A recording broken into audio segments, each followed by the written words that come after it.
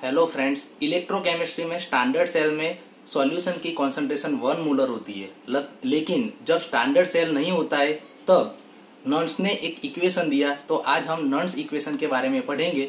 वो इलेक्ट्रोकेमिस्ट्री में बहुत आईएमपी है। नर्न्स ने इलेक्ट्रोड पर कौन सा रिएक्शन होता है उसके लिए सबसे पहले एक इक्वेशन बताया जो हम अच्छी तरह से जानते हैं। जैसे कि Na प्लस आयन हो तो वो एक इलेक्ट्रॉन गेन करके Na सॉलिड बनाता है। Mg प्लस 2 आयन हो तो 2 इलेक्ट्रॉन गेन करके Mg बनाता है। Al प्लस 3 आयन हो, ऊपर चार्ज जितना हो उतना इलेक्ट्रॉन वो गेन करेगा। तो M यानी मेटल हुआ, उसके ऊपर suppose N electron N charge है तो वो N इलेक्ट्रॉन गेन करेगा। ऊपर जितना चार्ज होगा इतना इलेक्ट्रॉन गेन करके वो मेटल बनाएगा। तो ये हमारा सबसे पहले इक्वेशन है, Mn plus N electron gives metal.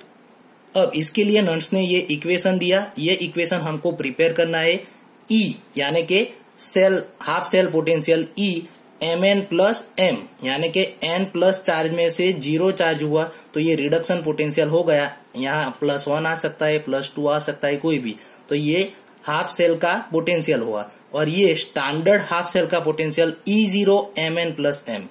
E is equal to E0 minus RT by NF ln concentration of M divided by concentration of Mn plus ion।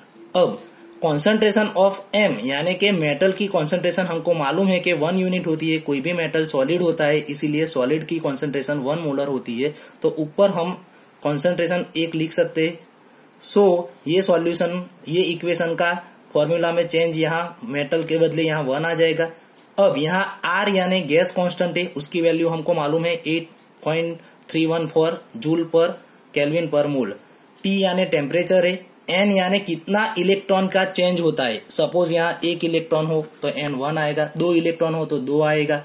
F यानी फेराडे कांस्टेंट है जिसकी वैल्यू 96,487 कूलम पर मोल है। अब ये नर्न्स equation हम Daniel cell में apply करेंगे।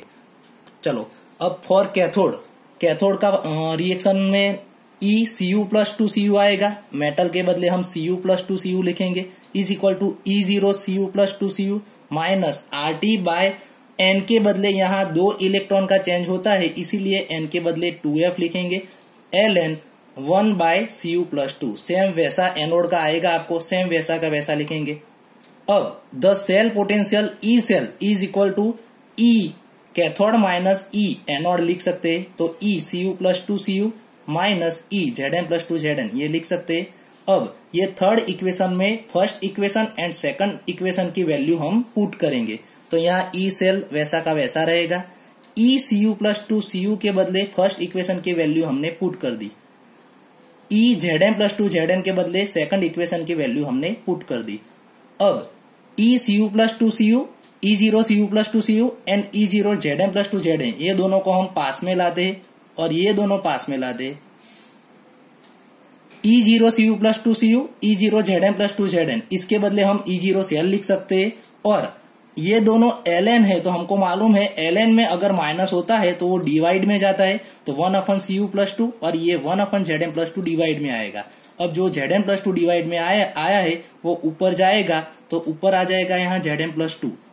अब ये सभी कांस्टेंट है तो उसकी वैल्यू ln के बदले हमको मालूम है कि 2.303 लॉग लिख सकते हैं। ln के बदले 2.303 लॉग।